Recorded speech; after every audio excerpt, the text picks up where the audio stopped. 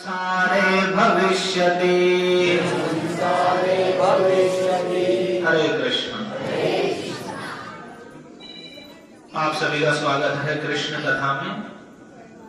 तो हम प्रतिदिन कार्तिक के इस परम दुर्लभ और परम पावन समय में श्रीमद् भागवत का श्रवण करते हुए आ रहे हैं और आप सभी सौभाग्यशाली हैं।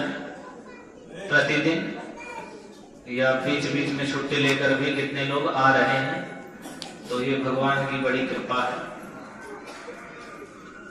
तो जैसा कि आप सभी जानते हैं कि परसों एकादशी है, प्रबोधिनी एकादशी, देव उत्थान एकादशी। लेकिन बहुत से लोग कल मना रहे हैं एकादशी को कि कल ही देव उत्थान एकादशी है, और प्रायः बहुत से लोग उस एकादशी को रखते हैं जो दशमी से युक्त है, और जब उन्हें मना करते हैं तो वे जहां तहां से सुने रहते हैं, उस बात को अधिक महत्व देते हैं। वे सोचते हैं कि ये लोग तो वैसे ही कह रहे हैं कि आप एकादशी बाद की रखो, द्वादशी से युक्त है, या दीपावली बाद वाली मनाओ जो अमावस्या प्रतिपदा से युक्त है। तो इन सब बातों को वैसे ही समझते हैं कि ये तो निरर्थक कह रहे हैं अपने पास से, और हम जिस ढर्रे पर चले आ रहे हैं या जो मानते आ रहे हैं वही सही है। तो आज हम विशेष रूप से इस विषय में चर्चा करेंगे। सब शांत होकर बैठिए। अब जो बच्चे हैं पास में उन्हें शांत रखें, नहीं तो उन्हें हटा दीजिए वहां से। कि जो दशमी विधा एकादशी है वो उसका कितना बड़ा दोष है, उसके कितने कितने बड़े दुष्परिणाम हैं, और क्यों वह नहीं रखनी चाहिए, बिल्कुल भी नहीं रखनी चाहिए। इस दशमी विधा एकादशी के जो एकादशी दशमी से युक्त है, जैसे कि कल लोग मना रहे हैं, उसका कितना भारी पाप है और कितना भारी दोष है, उसे हम श्रवण करेंगे, जिससे आप अपनी बुद्धि और मन से उसे सदा के लिए निकाल फेंकें और दूसरे का भी निकाल दें, और जो बताने वाले हैं उनका भी निकाल दें। तो हम शास्त्रीय प्रमाणों से लंबा सुनेंगे, धैर्य धारण करके इसे सुनिए। तो पहले एकादशी का महात्म्य क्या है, कि एकादशी क्यों रखनी चाहिए, क्या एकादशी का प्रभाव है। तो कह रहे हैं एकादशी महापुण्या। हरि भक्ति विलास में इन सब का संग्रह श्रीमद गोपाल भट्ट गोस्वामी और श्रीमद सनातन गोस्वामी के द्वारा भगवान श्री कृष्ण चैतन्य महाप्रभु की आज्ञा के अनुसार किया गया है। तो वे विभिन्न पुराणों से और अनेक स्मृति शास्त्र आदि या संहिताओं से उद्धृत करते हुए जो वास्तविक निर्णीत सिद्धांत है उसका उपदेश कर रहे हैं। तो भविष्य पुराण से उद्धृत करते हुए और अनेकों पुराणों से उद्धृत करते हुए एकादशी का महात्म्य अर्थात महिमा बता रहे हैं। तो उनमें से कुछ एक श्लोक सुनेंगे और फिर जो दशमी विधा एकादशी है उसके दोष को सुनेंगे। तो एकादशी महापुण्या सर्व पाप विनाशिनी। एकादशी महापुण्य है, महापुण्य देने वाली, छोटा मोटा पुण्य नहीं, महापुण्य और सर्व पाप विनाशिनी। सभी प्रकार के पापों का, जो हृदय में भी बसे हुए पाप हैं, उन सब प्रकार के पापों का, छोटे बड़े जिस प्रकार के भी हैं, उन सबका विनाश कर देने वाली। हम कोई भी कार्य करते हैं तो पुण्य संग्रह के लिए करते हैं, कुछ पुण्य मिले उसका फल मिलेगा, या हमारे पाप किए हुए हैं पाप नष्ट हो जाएं। तो कह रहे हैं वह एकादशी महापुण्य से युक्त है और सारे पापों का विनाश कर देने वाली है। और भक्तेश दीपनी विष्णु, और ये भगवान विष्णु श्री कृष्ण में भक्ति उत्पन्न करा देने वाली है। यदि कोई चाहता है मेरी या अन्य किसी व्यक्ति की मति कृष्ण के चरणों में लगे, तो उसे पहला कार्य है कि उसे एकादशी, शुद्धा एकादशी को उपवास रखाए। तो शुद्धा एकादशी के दिन व्रत रखे, उपवास रखे, तो निश्चित रूप से वह भगवान की भक्ति को प्राप्त करेगा उसके प्रभाव से। तो वह भगवान विष्णु में भक्ति उत्पन्न कराने वाली है और परमार्थ गति प्रदा, और परमार्थ गति को देने वाली है, सर्वोत्तम गति जो भगवान के धाम की प्राप्ति और भगवान के चरण कमलों में प्रेम की प्राप्ति है, उसे परमार्थ कहते हैं। तो उस परमार्थ कृष्ण प्रेम रूपी जो गति है उसको प्रदान करने वाली एकादशी तिथि है। तो याम उपोष्य नरो भक्त्या, जो भक्ति से एकादशी का उपवास रखते हैं। दो प्रकार से लोग उपवास रखते हैं, एक भौतिक कामनाओं की पूर्ति के लिए और एक नहीं, हम भगवान के लिए भक्त हैं और भगवान की प्रसन्नता के लिए एकादशी रखते हैं। तो जो भक्ति से युक्त होकर एकादशी रखते हैं आदर सहित, न संसारे भविष्यति, वे संसार में दोबारा नहीं आएंगे, वह व्यक्ति संसार में नहीं आता है।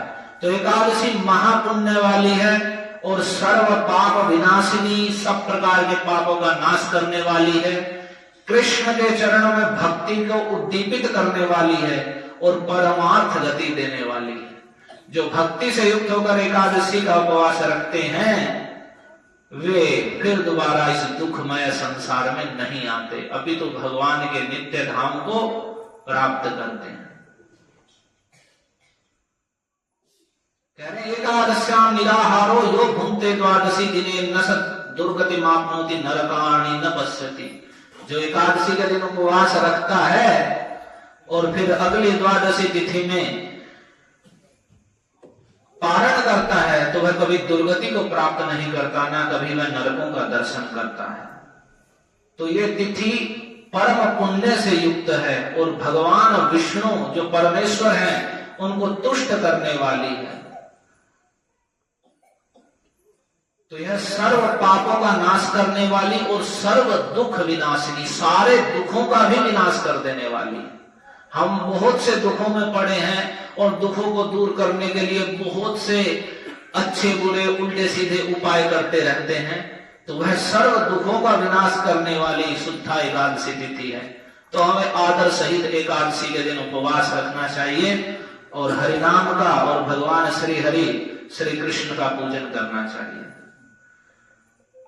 तो ऐसे ही एकादशी के अन्य और कह रहे हैं कि एक तस्याग्निहोत्रादि द्वादशी में ततः प्रभु तुलायातोलयत् तत्र द्वादशी सविशिष्यते। एक और सारे पुण्य रख दीजिए, बड़े बड़े यज्ञ आदि तराजू के एक पलड़े में, और एक और द्वादशी, यह एकादशी और द्वादशी युक्त हैं।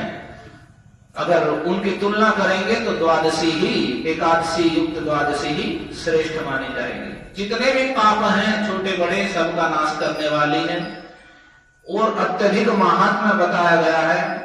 अंत में कह रहे हैं महापातक युक्तो वा सर्व पातकैः एकादश्याम निराहारश्चित्वा याति परम पदम। जिसने बड़े भयानक पाप भी कर रखे हों अज्ञानता में, या सारे पाप भी क्यों न कर रखे हों अज्ञानता में पूर्व में, लेकिन यदि वह श्रद्धा सहित एकादशी को निराहार रहता है, आहार ग्रहण नहीं करता एकादशी के दिन, तो वह परम पद को लाभ करता है। जो एकादशी का व्रत भक्तिमान मनुष्य रखता है वह सारे पापों से मुक्त होकर भगवान विष्णु के मंदिर को, उनके धाम को प्राप्त करता है। फिर अंत में श्लोक में यह भी कहा गया है शास्त्र में, फिर बात आती है कि कौन कौन एकादशी रख सकते हैं। तो सभी के लिए, छोटा हो बड़ा हो, स्त्री हो पुरुष हो, कुंवारी हो कुंवारा हो, विधवा हो सधवा हो, कैसा भी कोई भी व्यक्ति, स्त्री पुरुष कोई भी क्यों ना हो, सबको एकादशी का व्रत अवश्य ही रखना चाहिए। कोई भी व्यक्ति क्यों ना हो, चाहे वो ब्रह्मचारी है, गृहस्थ है, वानप्रस्थ है, सन्यासी है, या ब्राह्मण है, क्षत्रिय है, वैश्य है, शूद्र है, अंत्यज म्लेच्छ, जो भी श्रद्धा सहित एकादशी व्रत रखने का अधिकारी है। और दूसरे कुछ लोग ऐसे भी होते हैं जो कहते हैं कि नहीं ये तो सब, ये तो कृष्ण के विष्णु के भक्त हैं, उनकी एकादशी, हम तो शिव के भक्त हैं, हमें क्या जरूरत है एकादशी रखने की। तो उनके लिए एक श्लोक सुना देता हूँ, शिव जी का स्कंद पुराण में बोल रहे हैं। गौरी से कह रहे हैं पार्वती जी से, विप्रियम तेन में गौरी कृतम दुष्टेन पापिना।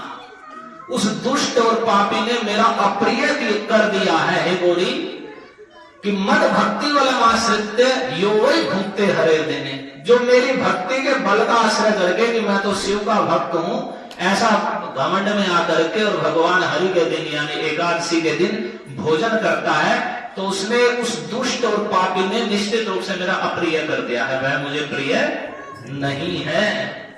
कह रहे हैं कि वह स्वयं शिव का भगत हो, सूर्य का उपासक हो या अन्य सात देवी का किसी का भी उपासना क्यों न करने वाला हो, यदि वह एकादशी के दिन भोजन करता है तो वह सब 50 अधिको ही है, तो वह चंडाल से भी अधिक गिरा हुआ है।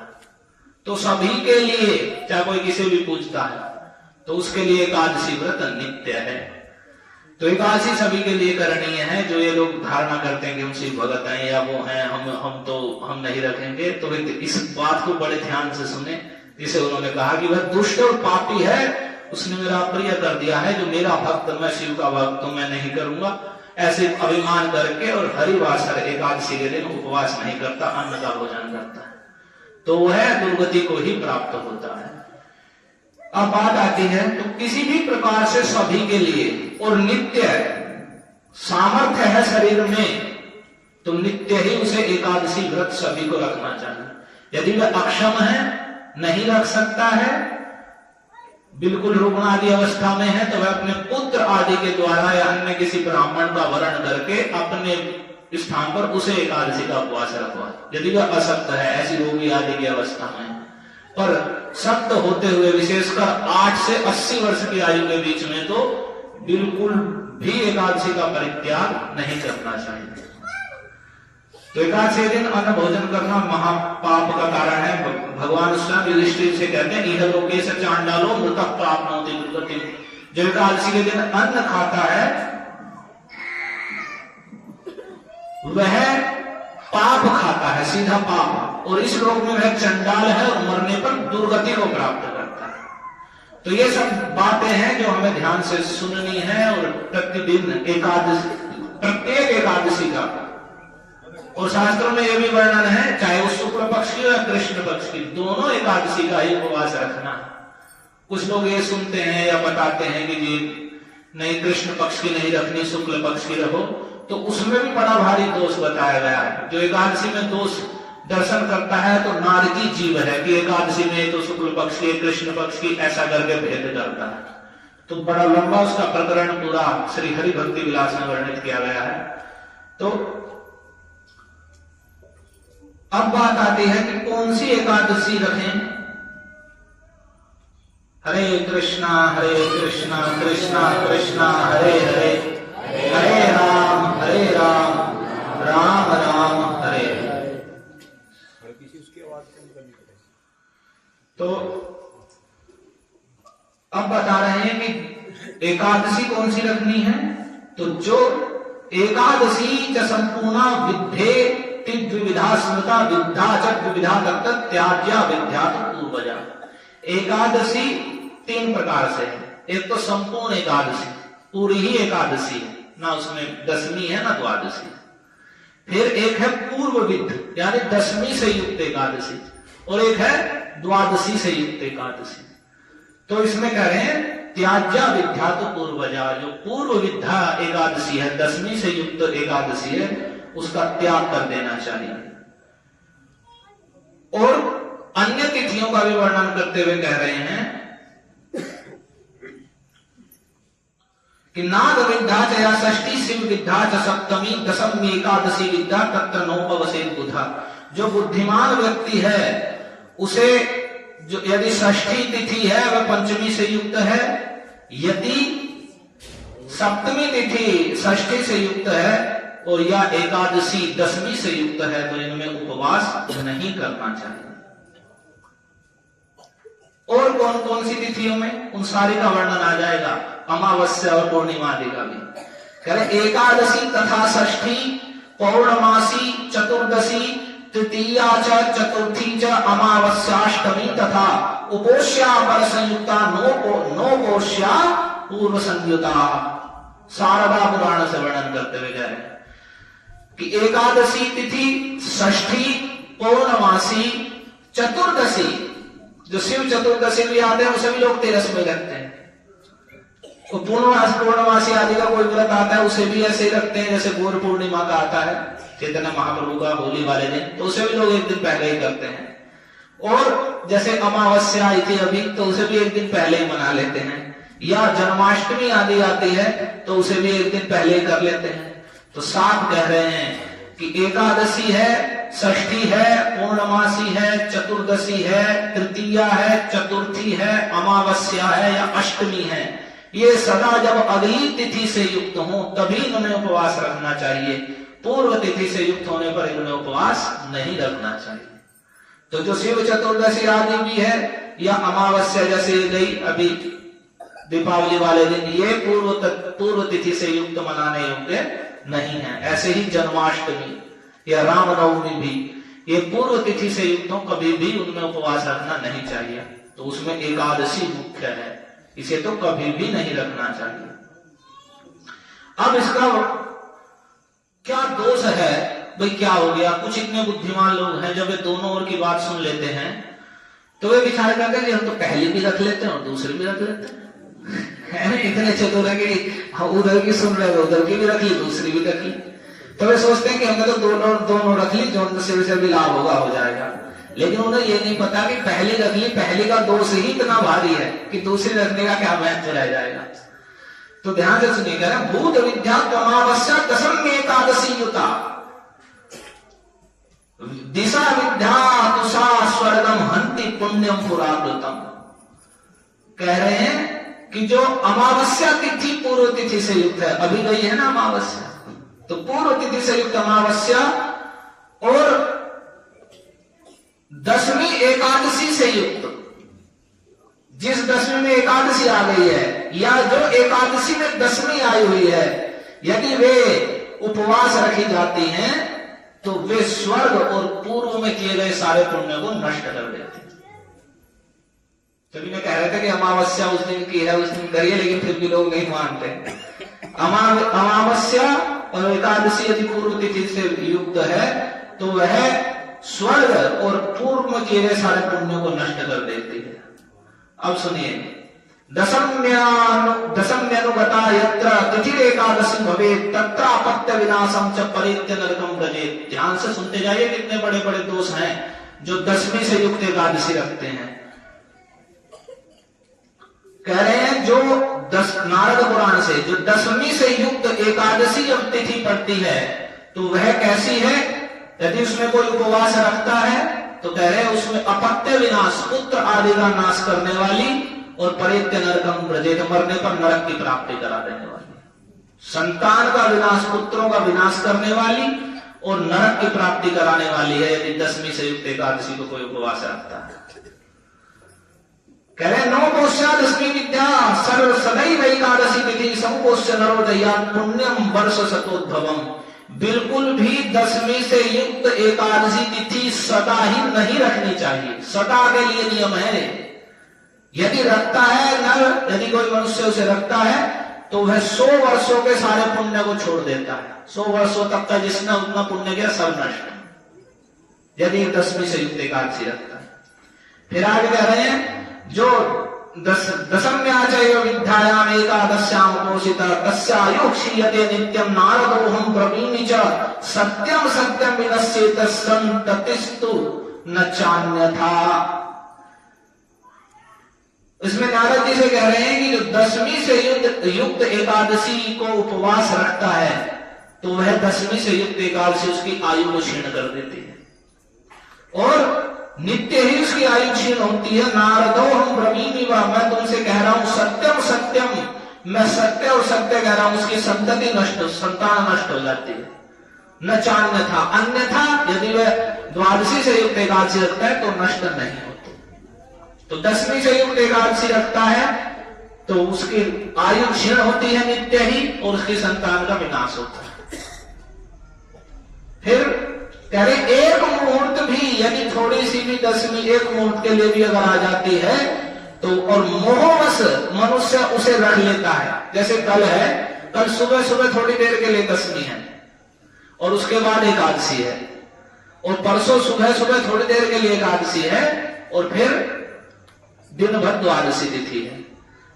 तो कुछ लोग ये सोचकर दिन भर तो एकादशी है और सुरमी तो दसवीं आई हुई है, एक आध घंटे के लिए तो कोई बात नहीं, तो कह रहे हैं कि मुहूर्त से युक्त भी 10वीं है और मोह पूर्वक उसे व्यक्ति उपवास रखता है तो सुख से और धर्म से रहित हो जाता है। सुख से भी रहित, सारा सुख नष्ट हो जाता है और जो धर्म किया है वह भी नष्ट हो जाता है। तो इसलिए जो 10वीं से युक्त जहां एकादशी है उसे बुद्धिमान व्यक्ति को नहीं रखना चाहिए। अपत्यानि विनश्यन्ति, ये मुख्य बताया गया इसमें। उसके अपत्य संतान नष्ट हो जाती है। स्वर्ग लोकम न गच्छति, वह स्वर्ग लोक भी नहीं जाता है, नरक में जाता है। उपोष्य एकादशी मोह 10वीं शेय संयुताम स नरः सुखमाधत्ते इहलोके न नरः सुखमाधत्ते इहलोके परत्रच। जो एकादशी मोहवश जिस से सुख के 10वीं से युक्त एकादशी रखता है वह कभी इस लोक में या परलोक में कहीं भी सुख को प्राप्त नहीं कर सकता। समझ में आया? तो अभी आपने क्या सुना कि सुख से नष्ट हो जाता है। मुख्य दोष, सुख से नष्ट हो जाता है, 100 वर्षों तक का पुण्य नष्ट हो जाता है, धर्म से नष्ट हो जाता है और सबसे बड़ा संतान भी नष्ट हो जाती है उसकी। तो अब इसका प्रमाण बता रहे हैं कि कैसे, किसकी नष्ट हुई है, किसने एक रखी थी नष्ट हो गई थी। तो कह रहे धृतराष्ट्रेण मैत्रेय पृष्ठः प्राह नराधिपम यदंतम ते वियोगो भूतपुत्राणां भार्यया सह पूर्वं त्वया सभारेण 10वीं शेष संयुता तथा चैकादशी राजन तस्येदं कारणं मतम्। जब धृतराष्ट्र के 100 पुत्र मारे गए, सब नष्ट हो गए, तब उसने मैत्रेय मुनि से धृतराष्ट्र जी ने पूछा कि बताइए कि मुझे अपने सारे पुत्रों से वियोग क्यों झेलना पड़ा, मेरे कौन से पाप का कर्म, पाप का फल है कि मुझे इतना भारी दुख झेलना पड़ा। तो वे कह रहे हैं कि देखो, तुम्हारा अपनी पत्नी सहित जो पुत्रों से वियोग हुआ है उसका कारण है क्योंकि तुमने पूर्व काल में पत्नी सहित 10वीं शेष से युक्त, 10वीं थोड़ी 10वीं और ऐसी एकादशी रखी थी जो 10वीं से युक्त थी। उसका कारण ही, उसके ही फलस्वरूप तुम्हारी संतति सब नष्ट हो गई है। तस्येदं कारण, उसका यही कारण है कि तुमने 10वीं से युक्त एकादशी का उपवास किया था पत्नी सहित, इसलिए तुम्हारी सारी संतान नष्ट हो गई। उसी पाप का ये फल है। अब देखिए, माता सीता ने वाल्मीकि जी से प्रश्न किया, ये ध्यान से सुनिए, बहुत ध्यान से। हरे कृष्णा कृष्णा कृष्णा हरे हरे राम राम राम हरे। और सदा के लिए इसलिए जो है ना, कौन सी एकादशी रखें, पहली रखें, दूसरी से निकाल के फेंक दीजिए सदा के लिए। सदा जो बाद में जो एकादशी द्वादशी से युक्त वही उपवास रखनी है। तो कह रहे हैं सीता जी ने वाल्मीकि मुनि से प्रश्न किया जब वे वहां से वाल्मीकि जी के आश्रम में रह रही थी उस समय। न चाहम स्वैरिणी भार्या न चाहम पतिव्रता न चेह कलुषम ये न किम पापम त्वन्य जन्मनि। उन्होंने कहा कि देखो हे मुनि श्रेष्ठ, ना तो मैं स्वैरिणी स्त्री हूं, ऐसी पत्नी नहीं जो स्वेच्छाचारिणी है जहां तहां घूम रही है, और ना हम पतिव्रता, मैं ऐसी भी नहीं हूं कि पतिव्रता नहीं। स्वप्न में भी सपने हुआ न पुरुष जगना ही। श्रेष्ठ पतिव्रता स्त्री वह है कि स्वप्न में भी उसके लिए अन्य कोई पुरुष नहीं है। तो मैं कोई ऐसी भी नहीं हूं कि पतिव्रता नहीं हूं, ना मैं स्वेच्छाचारिणी हूं, और ना ही मैंने इस जीवन में कोई पाप किया है। या तो मैंने कौन सा अन्य जन्म का मेरा कौन सा पाप है जिसके कारण मुझे दुख झेलना पड़ रहा है कि मैं भगवान के वियोग से और यहाँ मुझे रहना पड़ रहा है। तो राम पत्नी वचा सुत्वा वाल्मीकि मुनि पुंगवः चिरं ध्यात्वा महाराज ताम वाचे दुषं वचा। तो जब राम पत्नी सीता जी के इस वचन को मुनि श्रेष्ठ वाल्मीकि जी ने सुना तो उन्होंने चिर ध्यान किया, यानी लंबे समय तक विचार किया, ध्यान करके लंबे समय तक फिर उन्होंने ये वचन कहा। क्या वचन कहा वाल्मीकि जी ने? 10वीं एकादशी पूर्वम समुपोष्य जनार्दन अभ्यर्थितस्त्वया देवी तस्येदं कर्मणः फलम। कह रहे हैं हे देवी, तुमने पूर्व काल में 10वीं से युक्त एकादशी के दिन उपवास रख के भगवान जनार्दन की पूजा की थी, उसका ही, उसी कर्म का ये फल है। ध्यान से सुनिए इस बात को। सीता जी को कह रहे हैं कि उन्होंने पूर्व काल में 10वीं से युक्त एकादशी रखी थी, उसी कर्म का यह फल है कि तुम्हें ये कष्ट झेलना पड़ रहा। तो इतना भारी दशमी से युक्त एकादशी रखने का इतना भारी दोष है। पुण्य तो छोड़िए, पुण्य तो जो है वो भी सब नष्ट हो जाता है। फिर आगे कह रहे हैं, इसलिए वशिष्ठ समुवाचन पृष्ठो मानधात्री भार्या एकादशी देवी पुरा। जो ऐसे ही मानधाता कि भार्या ने वशिष्ठ जी से प्रश्न किया कि मुझे अपने पति और पुत्र और बंधु बांधवों का वियोग क्यों झेलना पड़ा। तो उन्होंने कहा, दशम एकादशी देवी पुरा चौपोषिता त्वया तेन ते कर्मणा चेह स्वभर्तु सुत बांधव वियोगा समनुप्राप्त सत्यम वृद्धि पतिव्रते। तुम पतिव्रता स्त्री हो, मानधाता जी की पत्नी, कि तुम पतिव्रता स्त्री हो, फिर भी तुम्हें अपने पति पुत्र और बांधवों का वियोग झेलना पड़ा। उसका कारण है कि तुमने पूर्व काल में दशमी से युक्त एकादशी का उपवास किया था, उसी कर्म का ये फल है। इसे तुम सत्य जानो, सत्यम विद्धि, सत्य निश्चित रूप से उसी कर्म का फल है दशमी से युक्त। उसे अपने पुत्र आदि का वियोग सहना पड़ता है जो दशमी से युक्त एकादशी रखता है। फिर आगे कह रहे हैं, जो दशमी से युक्त मूर्ख बुद्धि व्यक्ति दशमी से युक्त एकादशी रखता है तो 12 वर्षों का जो एकादशी का फल है, 12 वर्षों की जो एकादशी का फल है वह नष्ट हो जाता है। कह रहे, एक दशमी विद्या अविद्या मोहिनवान वैते गदा नरकम घोरम युवानाम एक सप्तदिन। जो दशमी से युक्त अविद्या के मोह में पड़कर जो मनुष्य दशमी से युक्त एकादशी को उपवास रखते हैं वे घोर नरक में जाते हैं। युवानाम एक सप्तदिन, 71 युगों तक यानी एक मनवंतर तक वे जो है नरक में गिरते हैं जो दशमी से युक्त एकादशी को उपवास रखते हैं। जो साल भर तक कर किया जितना भी पुण्य है वह सब कुछ नष्ट हो जाता है। इसलिए कह रहे पूर्णा विद्या पलार्धेना नन्ना पूर्णामपि त्यजेत् आत्म संतानम चतुर्षु नियमेष्वपि नोपोषितम च नक्तम च नैक भक्त्याम अयाचितम नंदायाम पूर्वविद्यायाम पूर्वाद ऐश्वर्य मोहित। कोई भी किसी भी प्रकार के मोह में, ऐश्वर्य के मोह में पड़कर दशमी से युक्त एकादशी को उपवास न करे।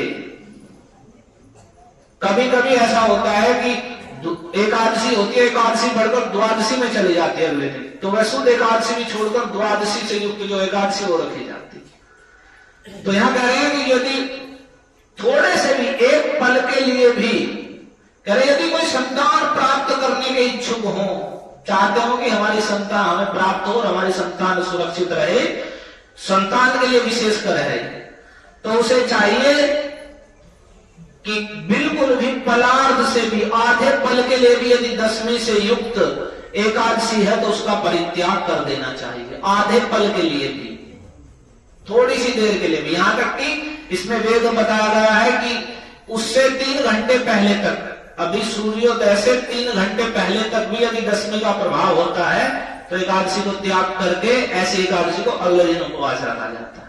यदि सूर्योदय से 3 घंटे पहले तक भी, और यदि सूर्योदय के समय है तो फिर तो त्याग है ही है। अगर सूर्योदय से 3 घंटे पहले भी दशमी आ रही है तो उसका भी त्याग होता है। इसलिए जो यहाँ एकादशी बताई जाती है, माइक में आवाज लगाई जाती है, नगर संकीर्तन भी निकालते हैं बहुत लोग, तो जानना चाहिए उसे ये एकादशी को उपवास रखना।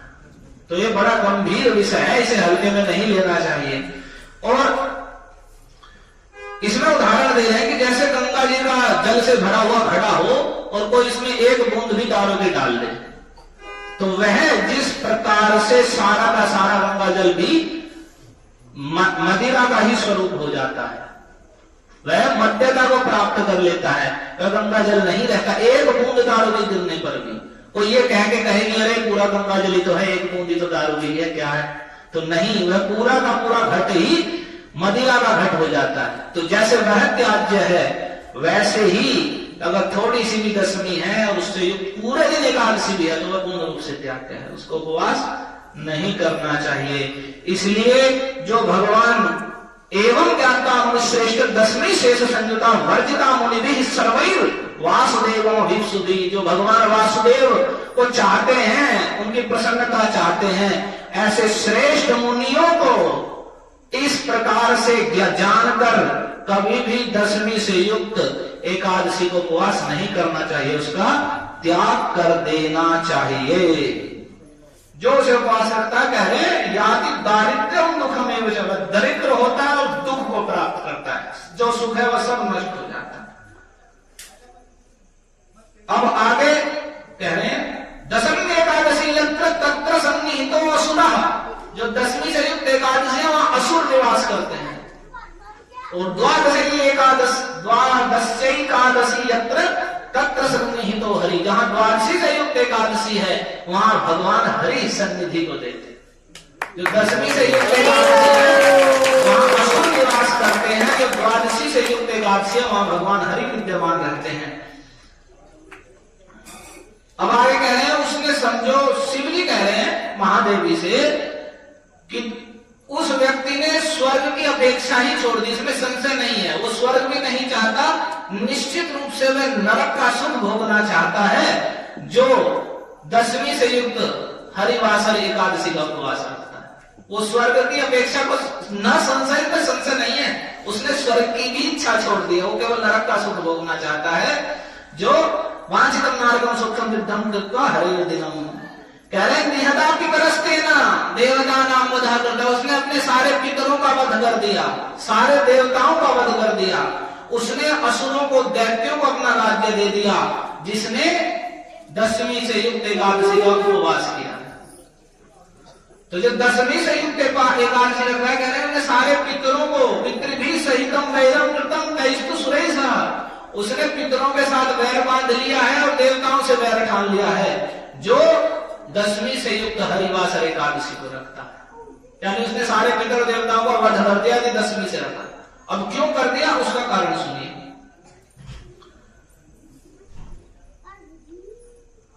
हरे कृष्णा कृष्णा कृष्णा हरे हरे, हरे राम राम राम। और पाप भी मैं आपको बताऊं कौन कौन से पाप लगते हैं। कहे ब्रह्मत्नस्य चयत पापम स्त्री बाल गुरु घातिना दशमी से संयुक्ताम यह करोति तदाप्नुया, जो दशमी से युक्त एकादशी रखता है, ब्रह्म हत्या करने का जो पाप लगता है, जो स्त्री हत्या का, बालक की हत्या का या गुरु हत्या का जो पाप लगता है, वह सारा पाप उसे प्राप्त होता है। तो दशमी से युक्त एकादशी को उपवास रखता है।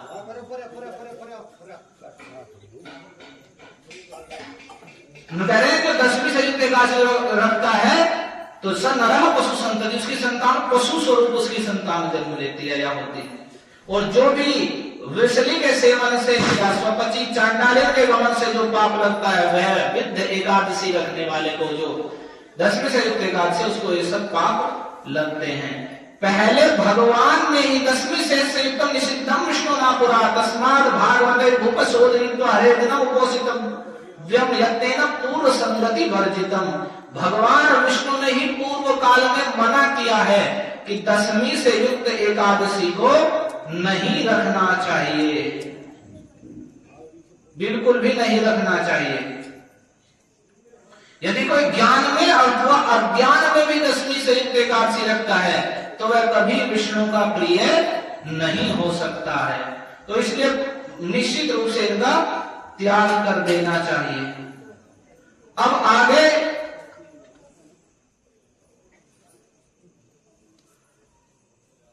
भगवान ब्रह्मा जी से कह रहे हैं, पद्म पुराण का ये वर्णन है, उसमें कह रहे हैं सुप्रेण मोहिता विप्रा दैत्यानाम कारणेन तु पुष्ट्यर्थम दशमी विद्यम कुर्वन्ति मम वासरम। ध्यान से सुनिए इस बात को। इसका कारण क्या है कि दशमी से युक्त एकादशी प्रचलन में आई, पहले से मुनियों के भीतर भी ये एक कीट की भांति, कीड़े की भांति प्रवेश कर गया।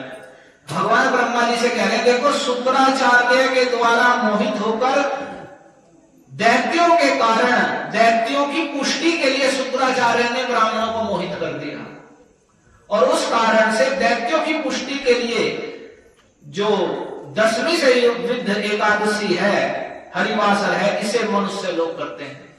अर्थात उससे वो शुक्राचार्य की माया से मोहित होकर ऐसा हुआ, ब्राह्मणों को शुक्राचार्य ने मोहित कर दिया अपने वचनों के द्वारा, और जो दशमी से युक्त एकादशी का फल किसे प्राप्त होता है, तो दैत्यों को, उनकी पुष्टि हो, इस कारण से दशमी से विद्ध एकादशी का प्रचलन संसार में चला दिया है। तो आगे कह रहे हैं, फिर भगवान कहते वासरम दशमी विद्यम दैत्यानाम पुष्टिवर्धनम मदीयम नास्ति संदेह सत्यम सत्यम पितामह। भगवान बोल रहे हैं जिनके लिए उपवास रखा जाता है, वही भगवान कह रहे हैं ब्रह्मा जी से, हे पितामह मैं सत्य और सत्य कहता हूं, जो दशमी से युक्त एकादशी है वो दैत्यों की पुष्टि करने वाली है, असुरों को बढ़ाने वाली है। मेरी पुष्टि नहीं होती है, मेरी एकादशी नहीं है वो दशमी से युक्त, मात्र संदेह, इसमें संदेह नहीं है।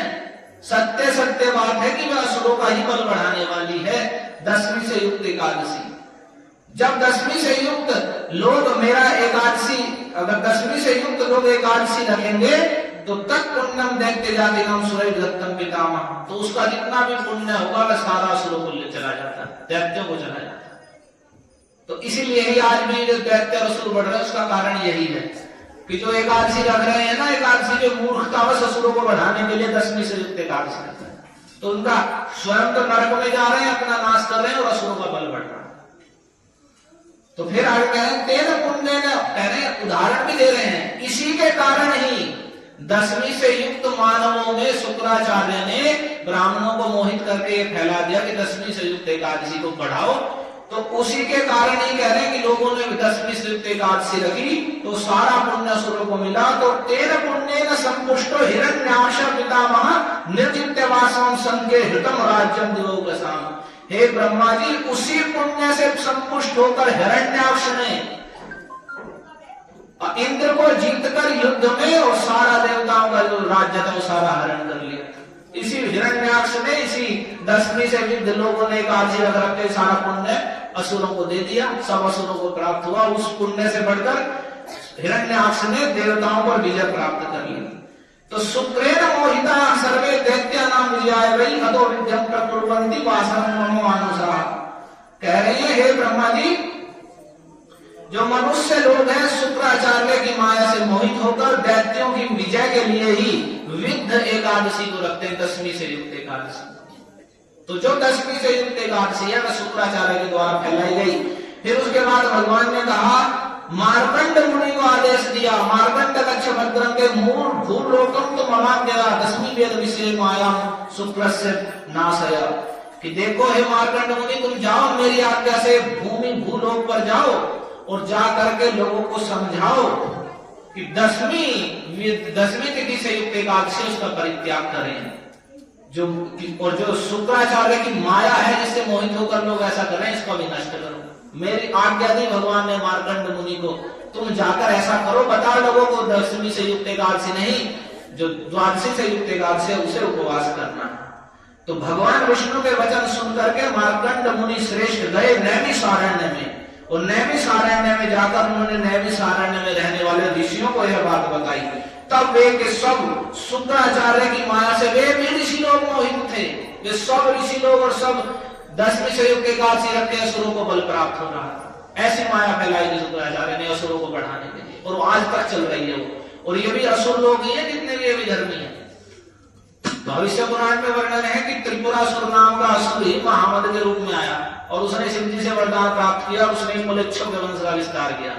तो इतना महामद का ये चल रहा है सब कुछ, ये असुरता ही है जो फैल रही है। तो शुक्र माया, तो तब तो ये जो हम दशमी से युक्त एकादशी जो रख रहे हैं, या जितनी पूर्व तिथि आपने सुनी, जो पूर्व तिथि से ये चल रहा है प्रचलन, हर तिथि में लोग कह रहे हैं आजकल 2 हो गई है, 2 नहीं हुई है, ये वो माया से मोहित होकर लोग ऐसा कर रहे हैं, वो सारा फल असुरों को जाए और असुरों की वृद्धि हो रही है। तो इसलिए जब उन ऋषियों ने भी ये बात सुना तो उन्होंने शुक्राचार्य की माया से विमुक्त हुए और परम आश्चर्य को प्राप्त किया।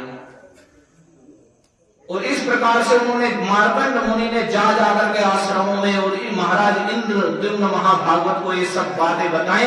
तब उनके वचनों को मानकर सभी ने दशमी से युक्त एकादशी का परित्याग कर दिया। कह रहे हैं एकादशी जो द्वादशी से युक्त है वह परम कल्याण करने वाली है, लेकिन लोग इसे दशमी से युक्त एकादशी की कुल्हाड़ी से इसे काट देते हैं, और जिसके कारण वे कल्प पर्यंत नरक में गिरते हैं।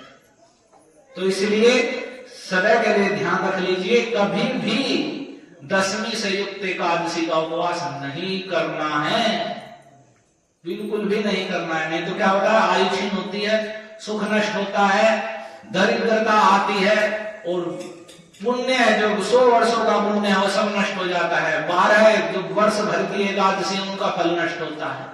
और क्या होता है, तो संतति का विनाश होता है, और जितने भी जो पाप हैं भयानक भयानक, उन पापों के सारे फल प्राप्त होते हैं, और जो उसका पुण्य बनता है वो सबका सब असुरों को बल बढ़ाने वाला होता है। तो इसलिए अज्ञानता में भी स्वयं भी नहीं करना चाहिए, और दूसरे उन्हें बोध देना चाहिए। वीडियो बना रहे हैं, इसे डालेंगे उस पर, तो सबको ये पहुंचा भी देना कि दशमी से युक्त कभी भी एकादशी ना रखें। और अन्य तिथि भी जो पूर्व तिथि से युक्त आ रही है उपवास, उनके जन्माष्टमी आदि, अमावस्या या चतुर्दशी पूर्व तिथि से युक्त नहीं रखनी चाहिए, ये आपने प्रमाणों से सुना। तो एकादशी परम महत्वपूर्ण है, भगवान के चरणों में भक्ति देने वाली, सब प्रकार की रिद्धि सिद्धि देने वाली, लेकिन ध्यान पूर्वक दशमी से युक्त एकादशी का परित्याग करना चाहिए। इसलिए प्रबोधिनी एकादशी परसों है, परसों के दिन उपवास रखना है।